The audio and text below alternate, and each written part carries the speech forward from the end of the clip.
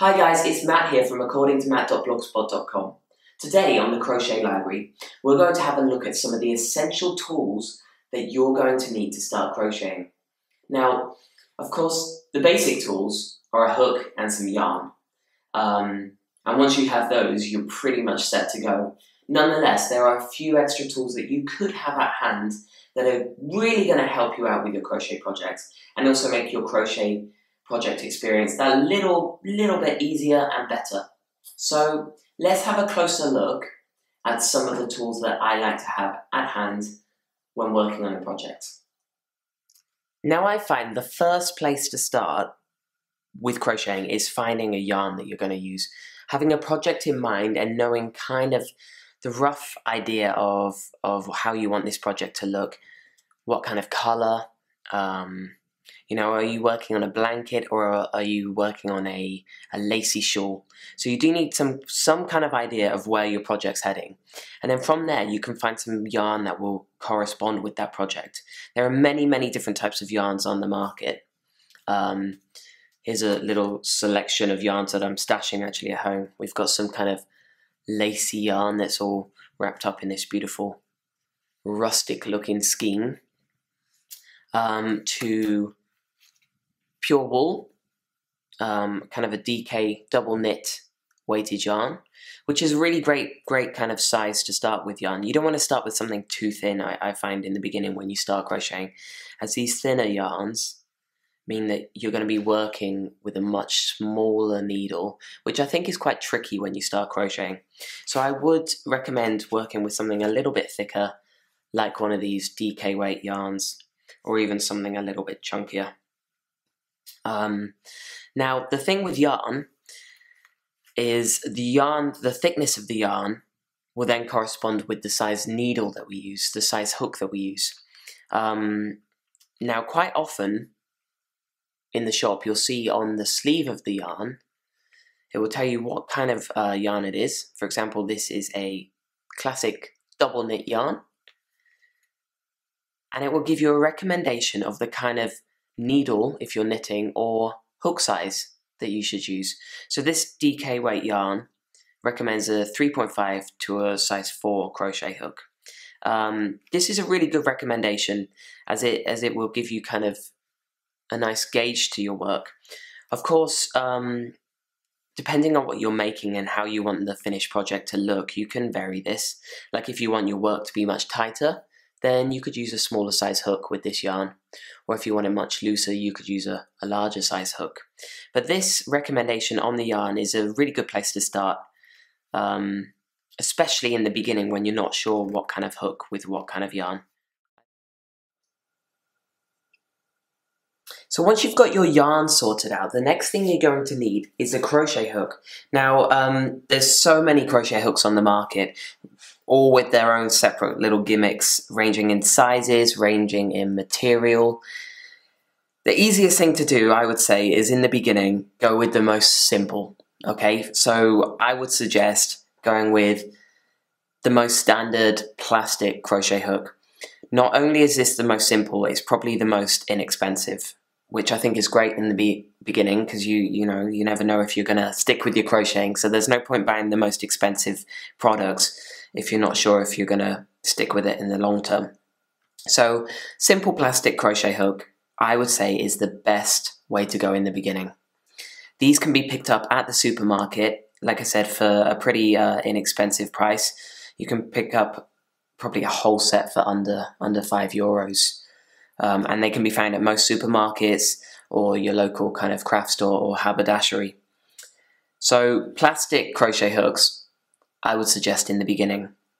That being said, there are many other alternatives ranging from metal crochet hooks, wooden crochet hooks, or crochet hooks that are metal with maybe a rubber grip or a plastic grip.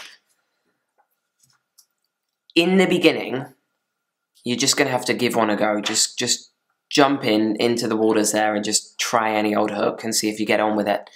I, over the years, have tried lots and lots of different crochet hooks, and I've found that my favourite are wooden crochet hooks, especially these Knit Pro crochet hooks. I find these work great for me as I do suffer from sweaty hands, and I find I can get a nice tight grip on them. Whereas if I crochet with plastic or even the metal crochet hooks, I find that my grip kind of slips around a bit. But that's a very individual thing, so you're going to have to play around. But like I said, I'd encourage you in the beginning, go for something not too fancy. Go for the inexpensive standard plastic crochet hook, and you may get along with it just fine.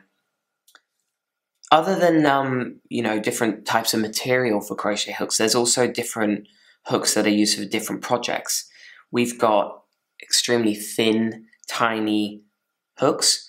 These will be used for crocheting with lace, actually, really thin fibers. This one is absolutely tiny. I actually picked up at a market. This is a 1930s crochet hook, which I've never actually used, but I just had to buy it because I thought it was pretty cool that it was so old, and I really liked the thought of where it came from, who was crocheting with it, and the kind of the idea that they've made their own craft projects with these hooks. I'd really love to know what was made with them. I think that's kind of interesting. So many different hooks, ranging from these 1930s old style vintage crochet hooks to wooden crochet hooks. You can see here this one's a little bit fancy as it's got a fancy handle. Do not be in the beginning, I would say, do not be drawn to the crochet hooks because purely of the look. Like, I bought this because of the fancy handle, but I have to say it is not the most comfortable thing to use. Just my opinion. I'm sure others will find these extremely comfortable, but I personally don't get along with the long hook and then the bumpy handle. It just doesn't feel good for me to grip. So I encourage you to experiment, because each to their own. You're going to find different hooks work better for different projects. Also, maybe your friends like a particular hook and you just don't get along with it. So experiment and find what works for you. Once you find a specific type of hook, then of course over the years as you crochet, you're going to build up a collection of different sizes. It's always good to have different size hooks available. Depending on what yarn you use, you can just grab it out of your stash of crochet hooks and just get to work straight away. I've actually got quite a collection of hooks. I've probably got about, I don't know, about 30 or 40 different hooks that I've collected over the years that I've been crocheting. And you'll see that some of them that are in my collection are a little bit unusual. This is a double-ended Afghan hook, which would be typically used for Tunisian crochet. This one here just got the one hook on one end, but again an Afghan hook. I know some people that like to knit with these, which I find quite interesting, but I also imagine extremely useful to have a hook on the end of your knitting needle, especially when it comes to correcting work. So they're Tunisian hooks, Afghan hooks used for Tunisian crochet. We've also got another double-ended hook here. This is actually pretty handy, as it's basically two hooks in one. I've got a size 9 crochet hook on this end and a size 10 on the other end. So this is great to have, as it doubles up as two crochet hooks. Not to be mistaken for an Afghan hook though, as both hooks are different sizes. Again, we've got a chunkier hook.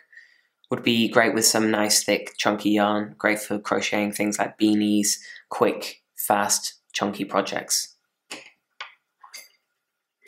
Crochet hooks with grips. Like I said, this is something that is very individual. You may get along well with the grips, but I personally don't enjoy working with a grip, a rubber grip. I like something that's consistent in size, that runs all the way down one continuous size. I find that most comfortable. So yeah, I hope that helps you a little bit. I know it's quite daunting in the beginning, hoping that you get the right materials, the right crochet hooks. Just go with, in the beginning, the most simple. The most simple crochet hook you can find will do the job nicely. And if it doesn't, then play around. And over time, if you do get along well with your crocheting, then you are going to develop a nice collection of hooks. Now once you've got your yarn and hook sorted, you're pretty much set to go. There are, however, a few little things that I like to have on hand that help me out with my crocheting. For example, a pair of scissors is pretty essential for cutting your yarn. Always have scissors available if you can, as tearing your yarn does kind of ruin the yarn and pulls the fibers apart, which can damage your yarn and also damage your crochet project. So go for scissors, have a pair of scissors at hand. They're pretty essential. I then always like to have a tape measure at hand. Now this is good when you're working on a specific pattern, when you have to check the gauge of your crochet work just to see if you're making it tight enough, loose enough, to check that the stitches are the correct size to match up with the sizing of the pattern. So to have a tape measure at hand is always very useful, and it doesn't occupy that much space, so you could actually put it in your little hook case.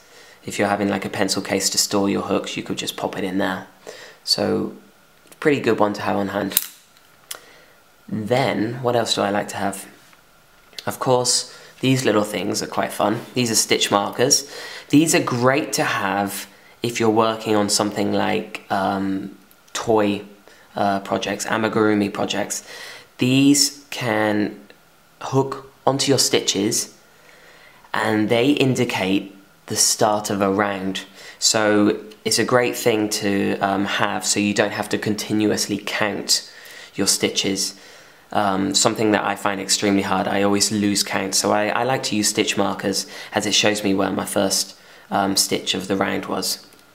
So they're good to have on hand. Again, really tiny, and these are also pretty inexpensive. You can pick these up from a your local yarn store for just a couple of euros for a whole set of them, ranging in different sizes and different colours. So they're good to have on hand as you advance with your crochet projects. This is something else I like to have at home.